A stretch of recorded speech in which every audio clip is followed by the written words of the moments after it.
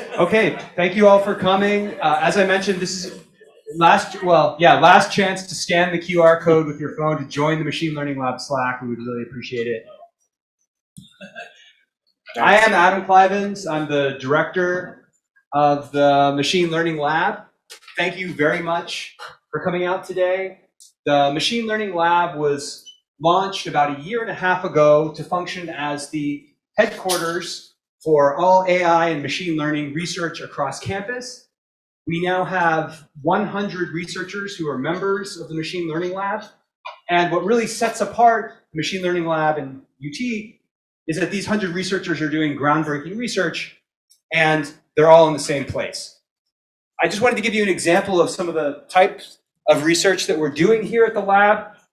We have a strong emphasis on foundational research, but we also have a lot of applied projects that we're working on that ranges from natural language and vision that we'll call machine perception. We work with Texas Robotics. We're working with Dell Medical School on a lot of projects in computational health. We're deeply interested in issues on fairness and bias, as you'll see in today's talk on machine learning systems. We work with a lot of people in ECE and computer science and SysML, and with our colleagues and friends at the Odin Institute. That's the headquarters of scientific machine learning. They're really the world's experts there. So I want to take just 1 second to acknowledge our incredible donors, Amir and Zaid Hussein. They're here today. Thank you so much. None of this would be possible without your gift. We wouldn't have launched Machine Learning Lab, so we're incredibly thrilled to have you here and incredibly appreciative of you guys.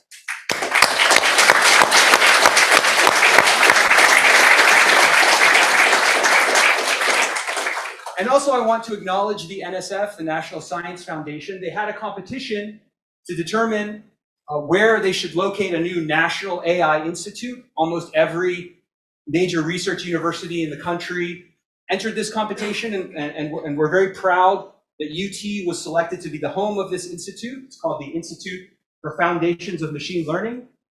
We have a fancy new website. Alex, can you show them the website? Yes, we do. It's ifml.institute. It's ifml.institute. And the reason why I'm telling you to check it out is because that's where if you scroll down, you'll see that's where we have accumulated all of the upcoming events that we have, all of the upcoming talks. You can look at all of the projects. You can take a deep dive into the projects that we're working on. If you scroll down a little more, you'll see that we have a lot of talks that have been pre-recorded. So if you're by many of our colleagues and faculty, and so I encourage you to check out the website. It's a really great resource. Great. So going back to the slides here for a second. Back to your slides. Now I'm going to introduce you. Very good. This is a public lecture. We're not assuming that anyone here is a machine learning expert. And so it may come as a surprise to some of you to know that already machine learning algorithms and AI algorithms are evaluating you on a daily basis.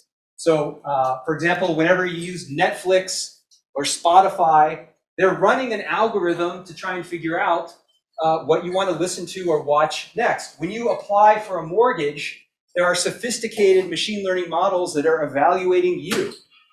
Soon we'll have AI and machine learning algorithms that will try and determine and figure out what drugs you should take for a particular ailment. And already we're using these tools to develop and search for new drugs. So that's all to say that frequently, on a daily basis, machine learning algorithms are evaluating you. And so that's why it's critically important that, number one, our algorithms are as accurate as they can possibly be. And number two, that they're fair, that you're getting a fair shot and that they're not discriminating against large swaths of people in society.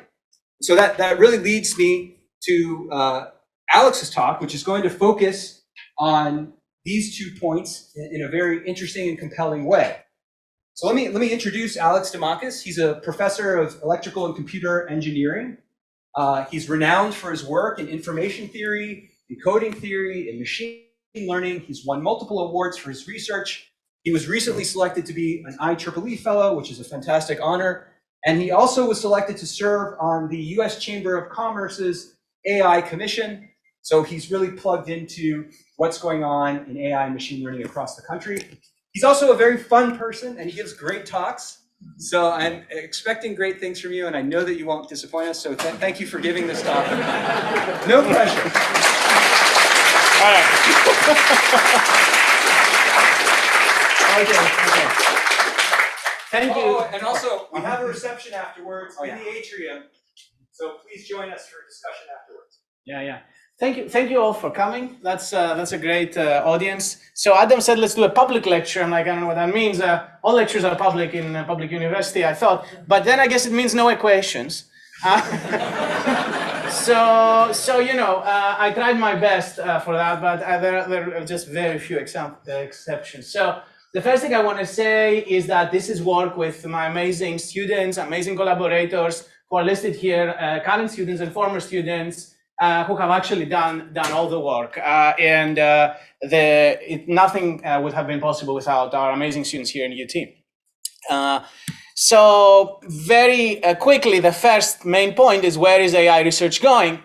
The first point I want to tell you is that what's called supervised learning works, okay? So supervised learning means you have images and labels, or you have data and labels. If you have a lot of label data in the order of tens of thousands, we can now build good classifiers or good regression. So if you just happen to be working on a problem where you have a matched data set, as we say, and it's big enough, you can solve a ton of problems. And that is transforming 1 million industries right now. So as Adam said, AI models are making decisions about you. I want to add even much more direct things, like the news you see on social media is selected by, is sorted. It's effectively selected by sorting, right? So because you probably never scroll to the 25th page of your news on Twitter or Facebook, or even on Google News, right? Or on Google search even, right?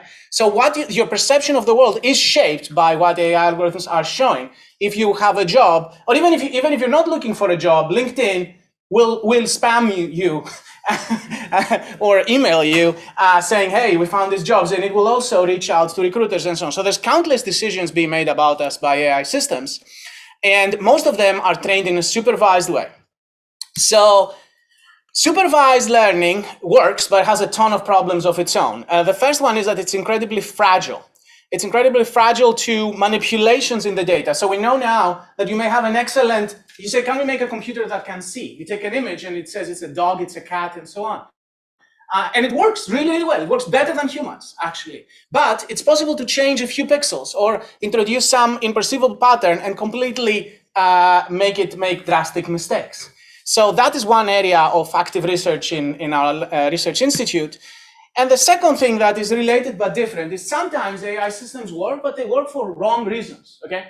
So for example, you can build a model that detects camels or wolves, but it's not actually detecting camels. It's only detecting the background, because in your training data set, always the camels are in the desert, as we say, and the cows are in the fields. So that may work well, but you have not built a camel detector. You may have built a desert detector instead, and you may not even know it until you change the context or you change the distribution. And this can fail miserably and drastically in many real-world situations. So robustness of AI models to all kinds of unpredictable distribution changes is a huge other problem. But what I mainly will talk about today is what can you do when you have data, but it's unlabeled, like a bunch of images or a bunch of time series or a bunch of unlabeled tabular data. So almost all the world is unlabeled data, and it's easy to get unlabeled data. So one of the things you can do is, as I will tell you, build generative models. These are neural networks that can imagine things, and I will tell you how cool they are. And then beyond cool, they're actually useful, because as I will explain, they can be used to solve what's called inverse problems.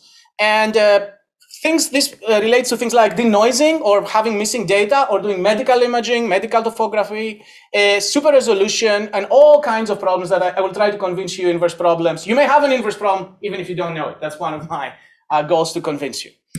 Or another big line of work is create fake supervised tasks, so that you can learn a representation that you can then use to actually perform labeling with much less labeled data.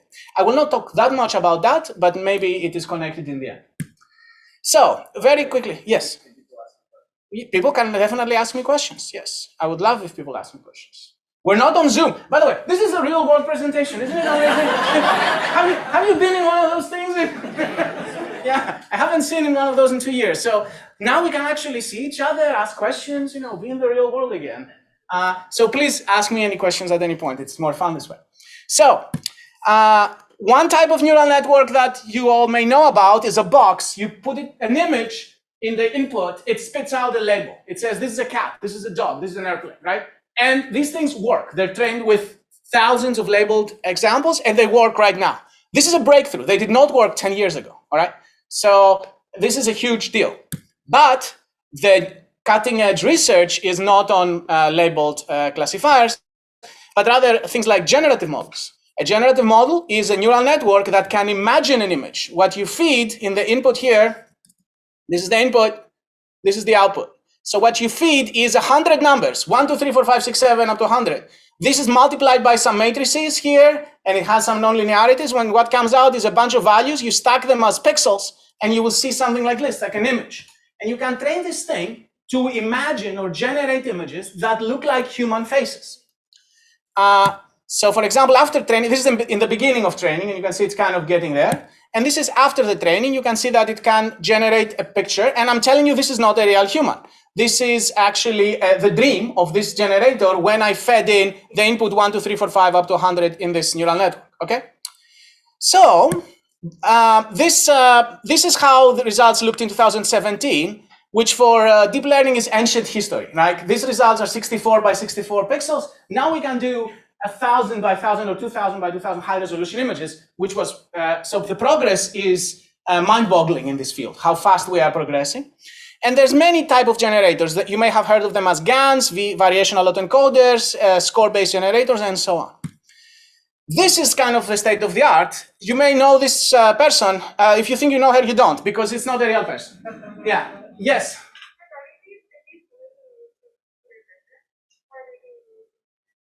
We and many other research groups are trying to use them beyond images for time series, medical imaging, protein design, and all kinds of other applications, language. So we think that there will be transformations in all those fields, but generative modeling has been pioneered primarily by images. Yes, great question. So this person does not exist. There's a website called This Person Does Not Exist. You're welcome to go to this website, and every time you refresh, you will see a person that does not exist, okay? So now you say, okay, that's kind of cute, but kind of silly, right? So it's kind of stupid. Who cares? And my point is that you can actually use this for a ton of real applications. That's my main goal. So then you can also do things like this. This aerial photo does not exist. This looks like a place you may know, but it's not. It's a generated aerial photograph. This is a molecule that does not exist. So people have built generators to do all kinds of things. And then the natural question that you need to ask me now is, I guess one question is, how do I know this person does not exist? Maybe she's in the training set somewhere, right? And you're like, okay, I'm going to search the training set and I'm going to find the nearest neighbor in some distance, and she's not there. Trust me on that. But maybe the neural network just memorizes some parts of faces and just sticks them together so it is overfitting, as we say. So, but maybe not exactly the face, but parts of the face. So how do we test if that's the case? The one test we can do, the first test, is you feed it your favorite vector. Here, my favorite vector is 1, 0, 0, 0, 100 times. And then my second, you can pass this vector through this neural network and get an image, right? So this is the latent space, as we say. This is the image space. Now you can take your second favorite vector, 1, 2, 3, 4, 5, 6, 7, up to 100, this one. And you can generate a second image. And then you can do linear interpolation in the latent space, which means half of this plus half of that, and generate a new image, and travel on this line.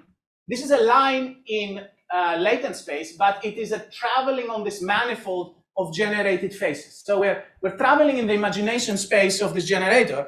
And what we want to see is, are these images jumping in a discrete, discontinuous way from one memorized face to another, or are they smoothly interpolating, staying natural faces in the middle, right? So this is a demo for that, where you can see that it is morphing from one face to another and staying as a natural face along the way. So we're able to travel on this manifold. And the other thing that I have been proposing for a while is, well, if this manifold contains all humans, find my face in it, right? And then if we can all find our faces and we can represent our faces with 100 numbers, first of all, we have realized that we're not that unique because our faces can be characterized by 100 numbers, even though we're using 3 million numbers. 1,000 by 1,000 by 3, red, green, blue is 3 million numbers, right? So you think you have so much diversity, but you don't, right? It's actually 100 or 200 numbers fully seem to characterize human faces, which also means they're infinitely compressible, by the way. So that's a compression algorithm for you right there. But this has been kind of what we have been thinking about here in our lab. These things can generate or dream of fictional data. Can you do something useful with them? One thing you can do is you can generate fake pictures and use them for fake social media accounts, right?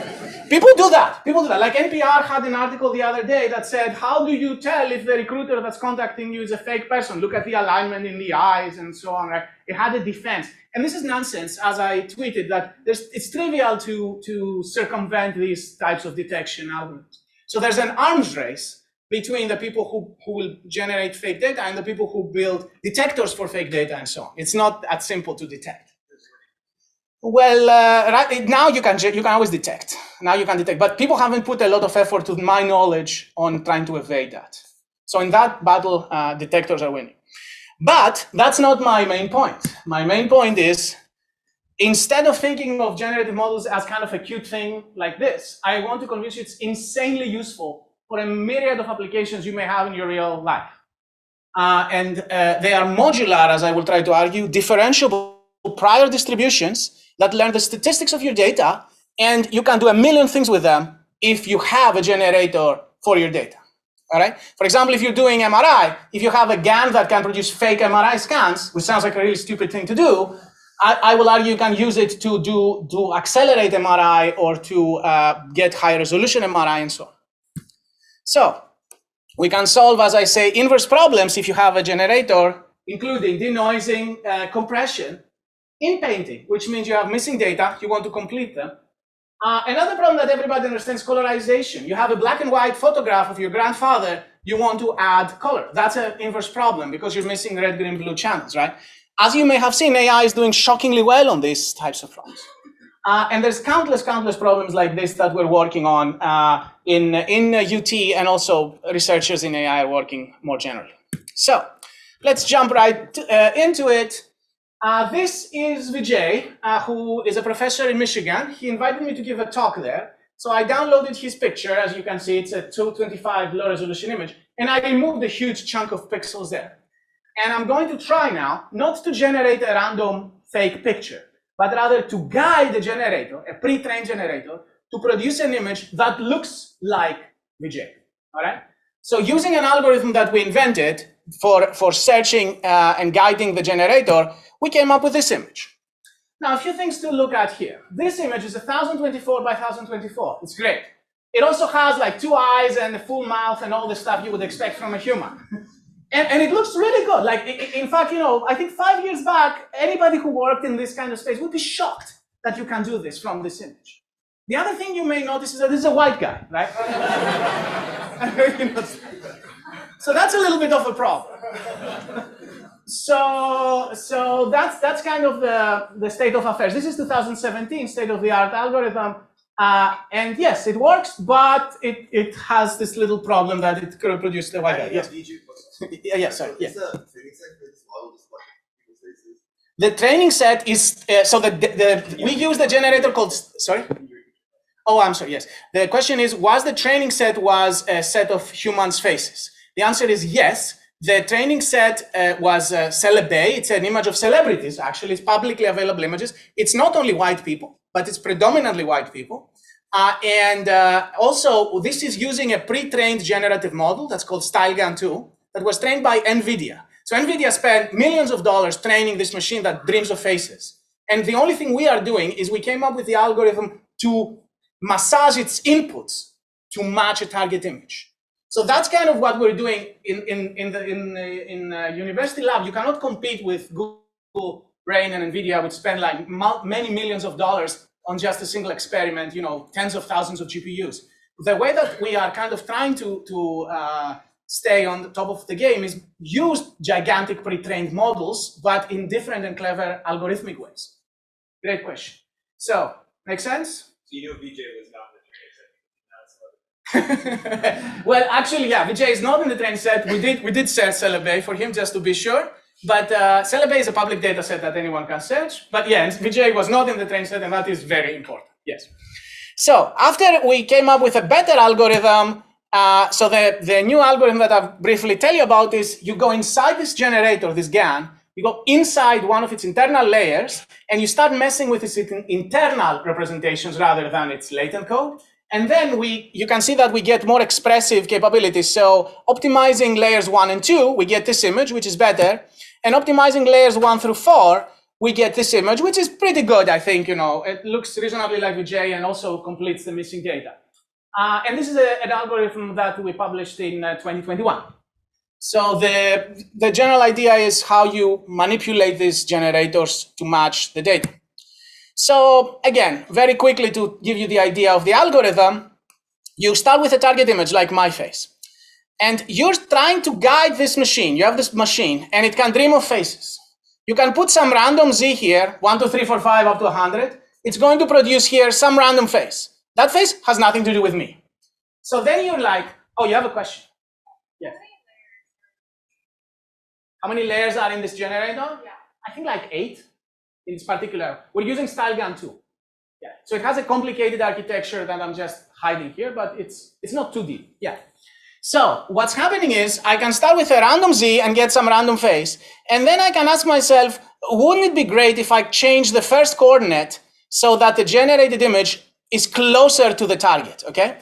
So you say, should I add 1 or subtract 1 from the first coordinate? And you can do this for each coordinate, and you slowly update this z vector so that the generated image gets closer to the target. This is called gradient descent. And you can do this here because everything is differentiable. So if you know how backprop works, it's using backpropagation in a crucial way. So after we run that, we get this guy.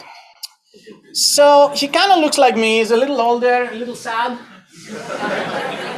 But he won't be offended because he's not a real person, right? So He's you 5 years. maybe after running the institute. Yeah.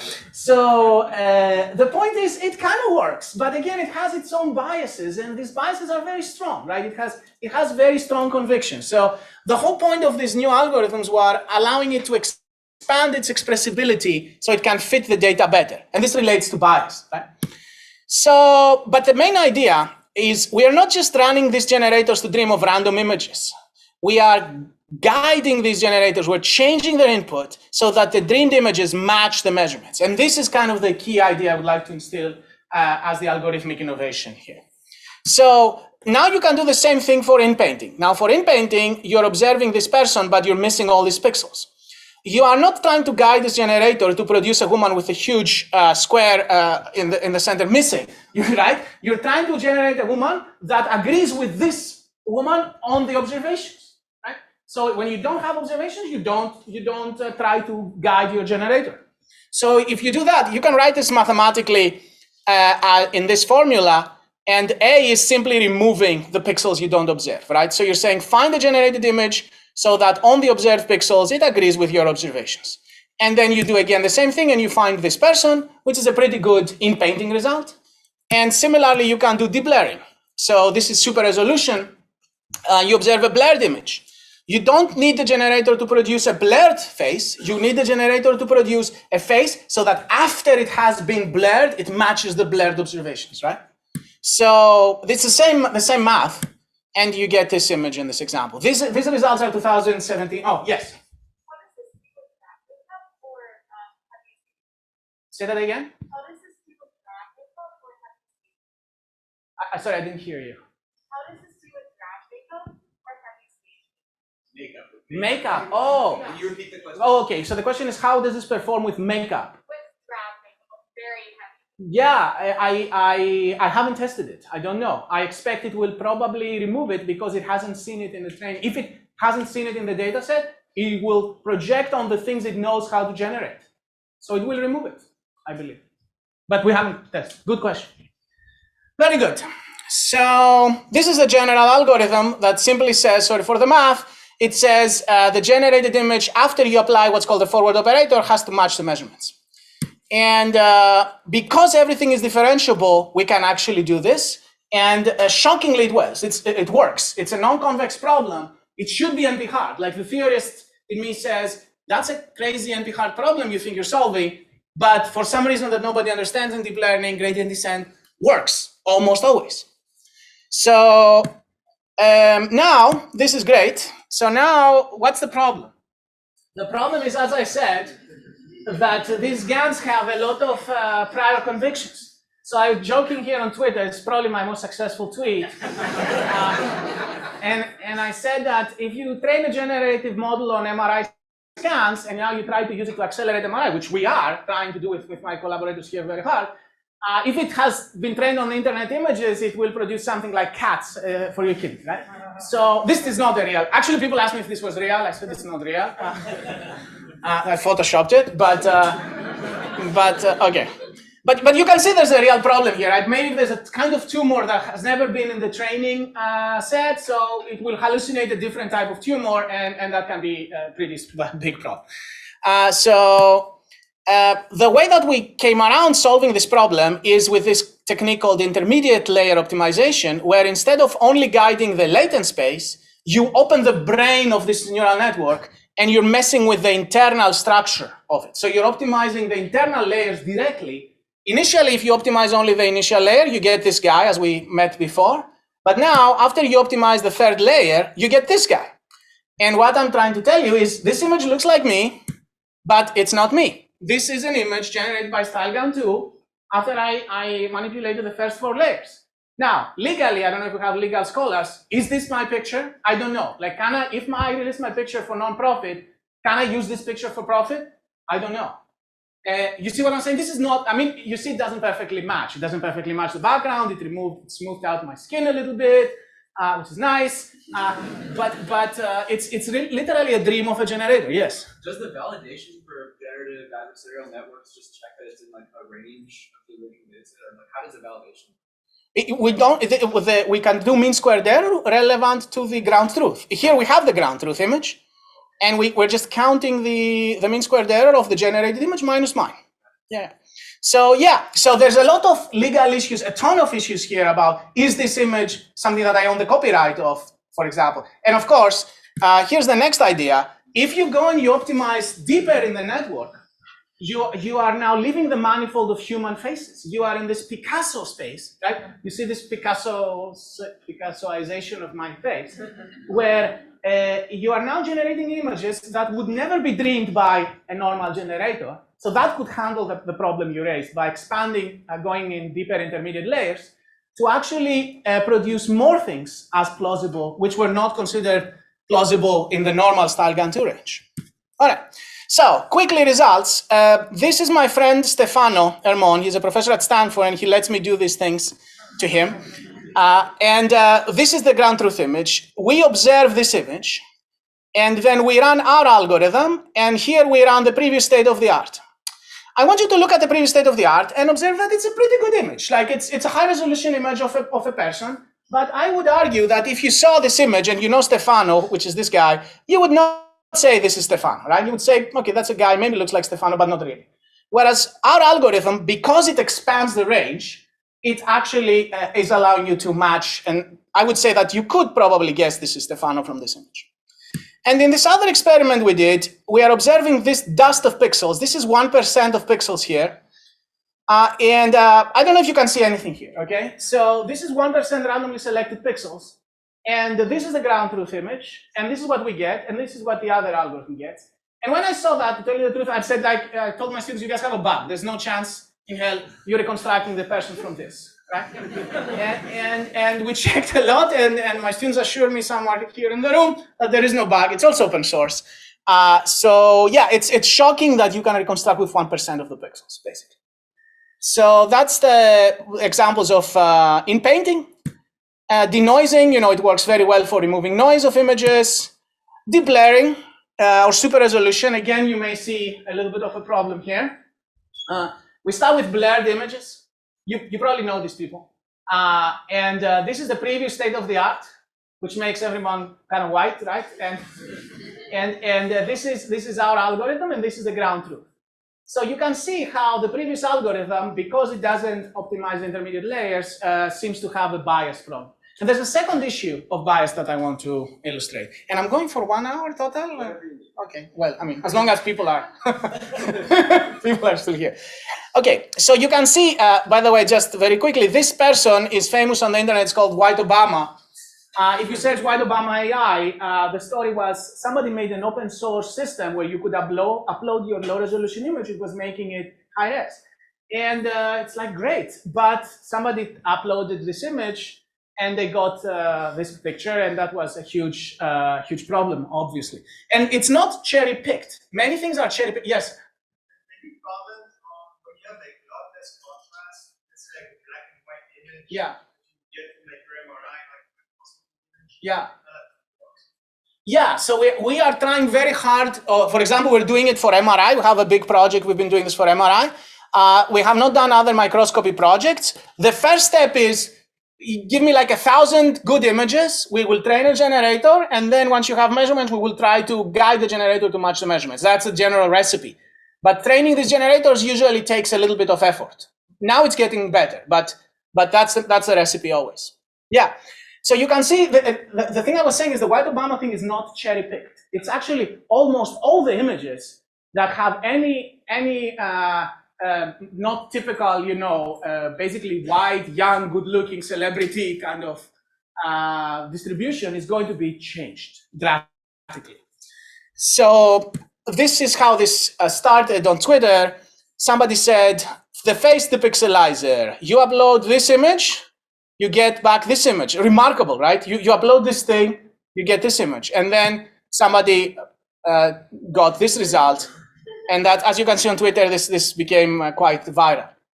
I would like to say we wrote a new paper after this where we tried to understand this problem. And there was a big discussion on Twitter about, is this bias happening because the generator has been trained on predominantly white people? Therefore, we can easily fix it by getting a better generator that has been trained on a more balanced data set. Actually, many people said it's a data set problem, just fix the data set and then we're fine, right? I would like to argue that it's not only a data set problem, it's an algorithm problem, and I would like to explain this to you using math.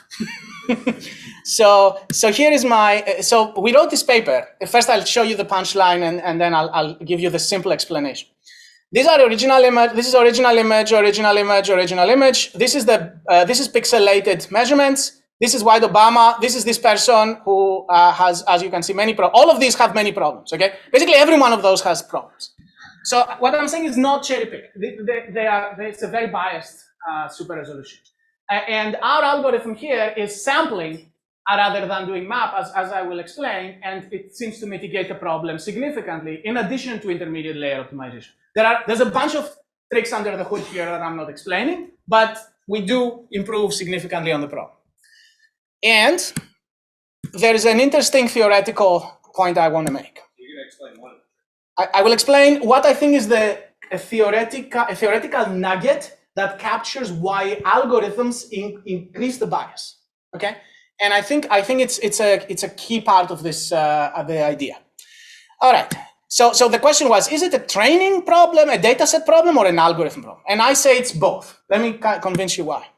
So map inference, maximum a posteriori, is amplifying bias. This is the punchline. If you don't know what map inference is, I'll explain the point. I have a coin, and it's biased a little bit. It comes heads 60% of the time, all right? And I flip it 10 times. So I have a sequence, like heads, tails, heads, tails. How many heads do you expect to see? About 6, right?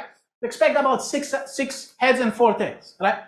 And we're playing a game now. I'm trying to ask you to guess which sequence I have flipped, and you win if you are correct, all right? So the map algorithm is doing that in a way. It's trying to produce a face or a sequence that has the maximum posterior probability, right? What are you going to guess? Are you going to guess something that has 6 heads and 4 tails? Or are you going to guess something that has 10 heads?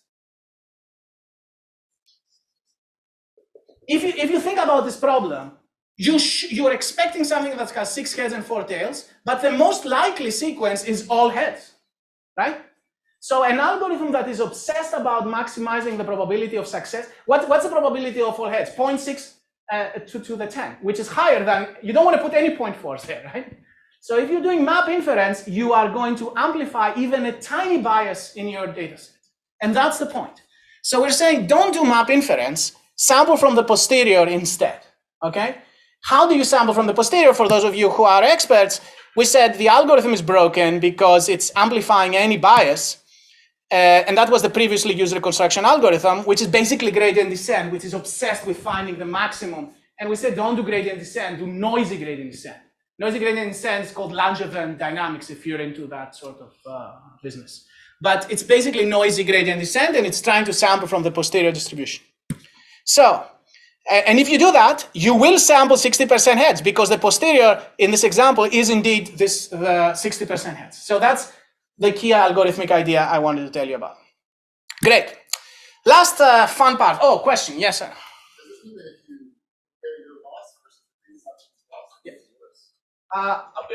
Well, the loss, it depends what loss you use. If you want to do mean squared error, and it depends what distribution you have. It's possible that there are algorithms with very sharp spikes that actually the map will be, so it's a great question you have. And the answer is, in our experiments, we did not see that, but we also expanded the range. But it could happen if there is very spiky distributions. Very good.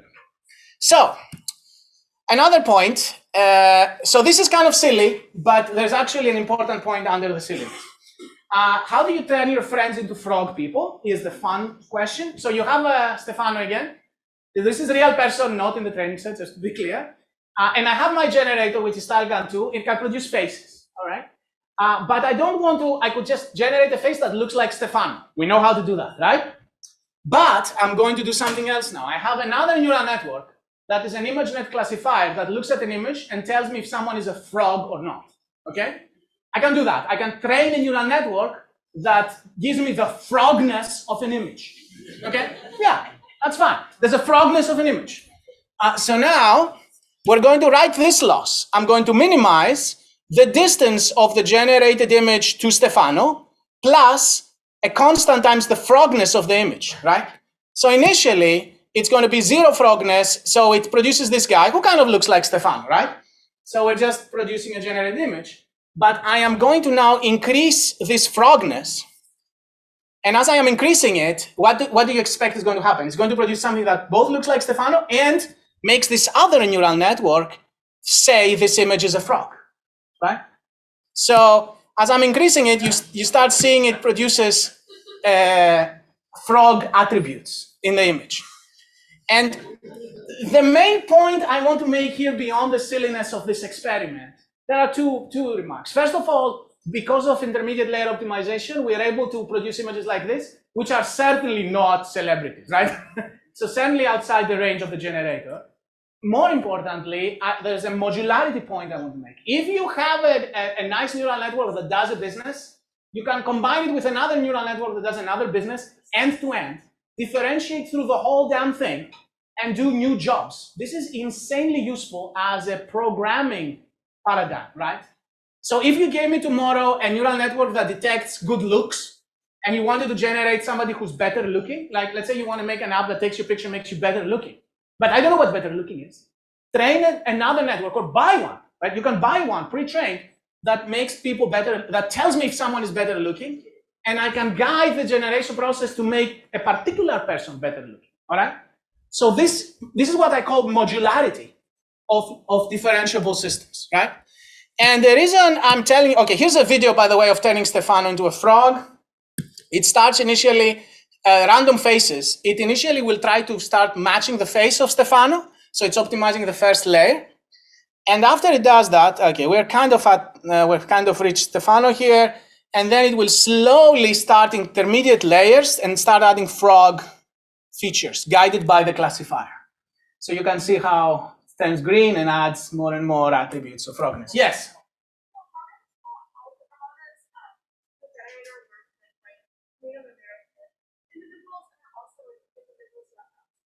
Yeah, so right now we think with intermediate layer optimization and Langevin sampling, as I showed in our fairness paper, we think we're very good. We think we are among the best algorithms. I mean, there hasn't been any work because it's very recent, but we think we are state of the art in reconstruction across all races or all the categories you mentioned. So we think we are the best, but there hasn't been any follow-up research yet. It's pretty flexible right now. Yes. One thing I've noticed about looking at the pictures you're presenting is that it takes more dramatic like facial expressions and it makes them more real. So how does your model handle like different facial expressions and emotions? Great. So you could make a classifier that detects smile, right? A smile. So again, if you want to make me smile, take a picture where I'm not smiling, feed it through a generator and a smile classifier and guide me. The same way I can turn people into frog people, I can turn, yeah. So that's the way that we think we can use this modularity aspect to get into facial expressions and all those aspects. That's a great point. Which brings me to, I'm almost done, right? So which brings me to my second most successful tweet. So I said this on Twitter, okay? It's very recent. I said, one huge advantage of deep learning versus classical machine learning models that's not often discussed is modularity. You can download the pre-trained model, stick it after, so I said, glue them like Legos. Somebody said, what person glues Legos? Okay, fine. You cannot edit a tweet, by the way. Yeah.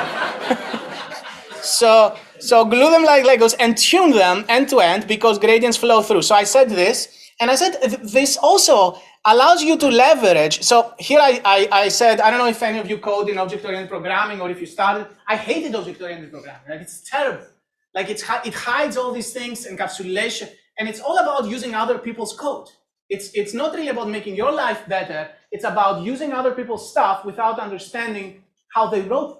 So I said that, and the other point I said is that it would not even be possible for me to train StyleGAN 2 because I don't have NVIDIA resources. But now I'm using StyleGAN 2 in conjunction with another model to do some other job. And I think those were my points. And I managed to have both of these famous people disagree with me publicly on Twitter. So if you know who they are, then that's kind of a good achievement that both of them disagreed with me.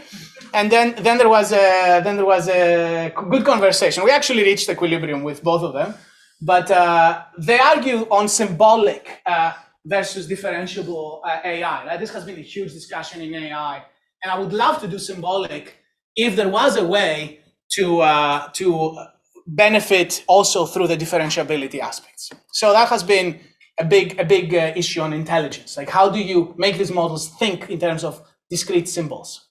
And I would say classifiers is one way you can do that, right? Because the classifier is describing to you what a smile is. So I'm getting a symbolic representation, and I can guide differentiable models through it. So that's a big conversation we can have. So we also applied this to MRI. I'm going to be very quick because I'm running out of time. But our goal was, and many of my co-authors here are in the room, and they know much more about this than I do. But our goal was, to accelerate MRI scans 4 times or 8 times. And we trained the generative model for MRI, and we used the standard data set, the fast MRI data set. And we basically matched supervised methods in distribution. This is not great because we didn't beat them, but we matched them. But we significantly outperformed them when the measurements change or when the anatomy changes. So I want to talk a little bit about this point. One of the problems in deep learning is it's a black box. It works, and then you change the scanner, and then it doesn't work, right? Or it works you train it on some data set. Now you're training it on a different patient. The patient may be different in any way you may or may not even know. And then it may fail in unpredictable ways. So one of the key aspects is robustness of these models to all kinds of changes in both the measurement process or the anatomy of the scan. So we're saying that unsupervised methods, generative models, are much more robust to both of those changes compared to supervised methods. Supervised methods just means take the measurements, you have the ground truth, just train a model to imitate the matched data set. And these usually work very well, unless you start messing with some changes. So we also did a very preliminary radiology evaluation, and our reconstructions are ranked as higher diagnostic quality sometimes they match the other one. I wouldn't say that we're doing much better than the previous state of the art, but we are more robust. I think that's a fair assessment of what we did. So here is some performance plots. I'm not going to get into the details. Here is some images. This is the images we reconstruct with Langevin dynamics versus the previous algorithms that go from sparsity wavelet-based techniques to supervised deep learning techniques that are very good in general. So I'll briefly say that this is kind of surprising to me that our generators can generate meniscus tears, which are clinically useful things, even when it has been trained on brains. Okay, so we trained the generator. I was shocked by that. We trained a GAN, a generator, a score-based model actually, on images of brains, and then we gave it measurements from knee, and with enough measurements, which is still I think 4x or 8x than what is clinically used. Is that right, John? 4x. Okay. 4x. So we still were able to produce meniscus. It was brimming of meniscus tears with enough measurements. So these are very flexible generative models. That's the point that we're discovering. So that's good news. They're not as biased as StyleGAN 2, for example. This is a different architecture. So recap, generative models are neural networks that can imagine things. They can be used as priors to all kinds of inverse problems, missing data, deep learning, denoising, you can think about it. So I hope I have convinced you, you may have an inverse problem you may not even know about. They can be combined with pre-trained classifiers to guide all kinds of processes. And they have many applications from medical imaging, computational photography, seismic imaging, and many, many others.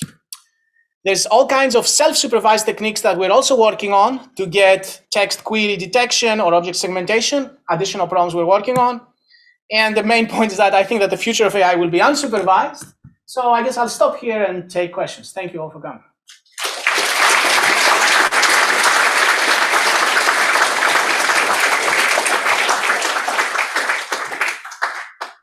Thanks, Alex. That was moderately entertaining. And we have time for a question or two. Yes. Very entertaining. And just to extrapolate your talk, you haven't used the phrase deep fakes, but you have a thought, I mean, that's kind of weird, a thought on what deep fakes are going to do to politics and democracy. Yeah. The question is about how deepfakes will affect the world.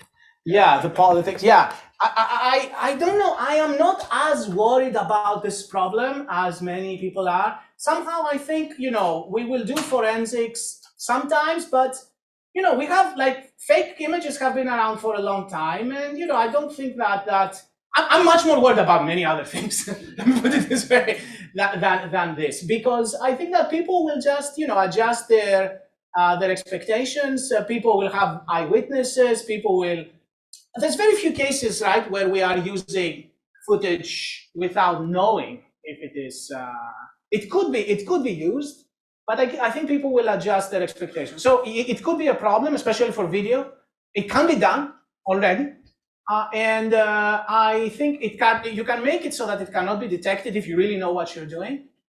But there are many other things I'm much more worried about. So a lot of these examples are organic-like images of faces and anatomy and so on and so forth. Have you tried or are you aware of any work that applies these types of techniques to things that are not as organic looking? For example, let's say aircraft design. So you might have componentized detections of something that's fuel efficient or something that can travel faster than the speed of sound, etc. Can you generate designs in those types of non-organic? Certainly, yeah. So generators have been. So there is many that generate cars. They generate two-dimensional images of cars. If you want to generate three-dimensional useful structures, there's also generators that do 3D structure now, but they're more new. But certainly, yes, people have done it for cars. I haven't seen airplanes specifically, but I'm pretty sure it can be done. The key issues will be factoring in objective measures like aerodynamics or feasibility and structural thickness of components and so on. But I think it can certainly be done. We just hosted a talk with someone who uses pre-trained models and then takes as input electrocardiograms, which are definitely not organic looking images, and is able to predict left ventricle function of blood flow through the heart using that. So there are definitely lots of examples of non-organic things where it's been successful. Other questions? In the back, yes. You mentioned that you're not too concerned about the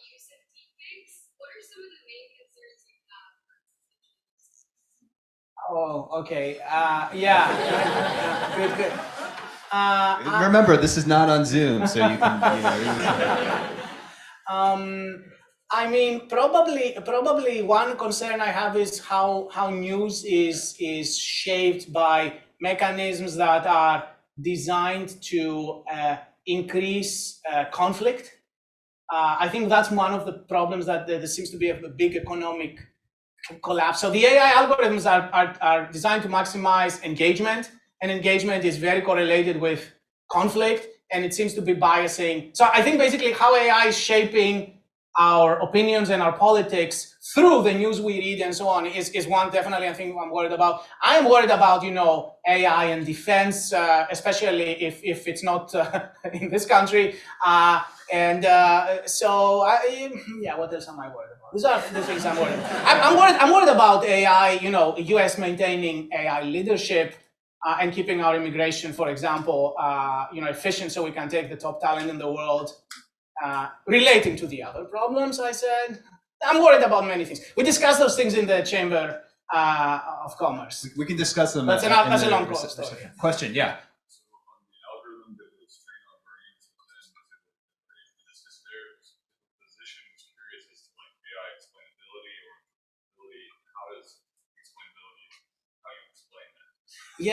Yeah. So one thing we did do is, so remember, this is an MRI machine. It takes like Fourier K-space submeasurements and produces an image, right? So even in the classical one, it's not that you would go to the physician and say, you see these Fourier measurements? That's what produced. You never do that, right? So explainability in the imaging problem is never done, at least going from Fourier measurements to the image. However, how do you know that it's not hallucinating things that are not there? Or how do you know the image it produces is diagnostically useful? The way that you typically do this is you do a blind assessment. You show, and we did this with three colleagues. We showed them images blindly, and we said, here's the image we get. Here's an image another algorithm gets. Actually, we didn't tell them which one is which. And we said, which one do you like better diagnostically? So that was one thing we did. But there's a ton of research that needs to be done before deep learning techniques are used for our scans. But we're getting there. I think it will happen. Because accelerating a scan, from 40 minutes to like 10 is a huge deal. So I think it can happen, yeah. We're in the back again, yes. Yeah, when you use the earlier or closer to the front layer, and you got a good image of the thread, what's your guess as to the reason why doing it earlier up front produce that kind of result? Yeah, so the first layers are keeping you in the space of human faces. The deeper you go, you're able to manipulate smaller structures and produce Picasso structures or even completely unnatural images. So the deeper you go, the more you're allowing flexibility at the trade-off of needing more measurements. It's a trade-off between how many measurements you have. Yes, go ahead. What's the state of the art in natural language? How far are we from training models? Yeah, great question. So GPT models, generative models for language, are shockingly good right now. So GPT-3, which was, and the other thing is, it's very good. I mean, we disagree on that a little bit. I have been. I'm not saying that they are intelligent, but they are very good at. I'm pretty sure if we take your report, delete half of the words, and try to complete them, it will do a pretty good job. Things like this. That's how it works. Yeah, that's how it works. Yeah. Go ahead. The 1% example you used for generating, I presume that was. That's right. Was there any further curiosity as to sort of the minimum set of pixels that you can select across the face to regenerate certain faces? And the second part being, do you see loss of impression?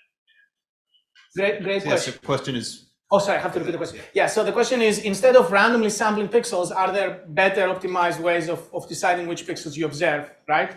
And how few pixels and how few can you get? Great question. So we are working on this problem, not so much for pixel observation in images, but rather for measurement selection, for example, in MR or in all kinds of imaging domains. You can choose your measurements, either adaptively or in an offline fashion. So the problem you're describing is very relevant to all kinds of imaging. And yes, we are working on it. We don't know yet. One last question. Yes, go ahead. Any problem you present is inherently one-to-many mapping, which means the low resolution image you have many high resolution, for example, the same low resolution images. So when to presenting this system with automatic image, how do you convey this kind of uncertainty that you have many different truths behind it? Yeah, great question. And So I think the question is, how do you quantify the uncertainty of what you're creating? that's related. Yeah, how do you get a single reconstruction, but there could be many reconstructions that match your measurements? How do you choose one? Great question, and I know you're the expert in the field too. So, but the point is, ideally, you don't want to get a single reconstruction. You're going to get many reconstructions, sample from the posterior, which will allow you to further quantify your uncertainty for each pixel. You get 20 reconstructions, and all 20 agree on one pixel. You can say that I'm pretty sure about that pixel, right?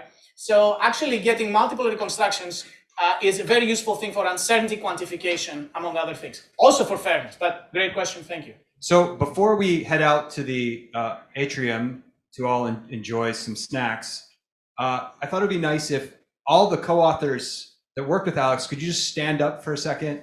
So I know many of you are here, Eric, Giannis, yeah. Wow, yeah. If you see any of these people in the atrium, I mean, feel free to pepper them with lots of questions. They'll be able to answer your questions. Yeah, So, they actually know much more than I do. thanks again, and we'll see you out in the atrium. Thank you.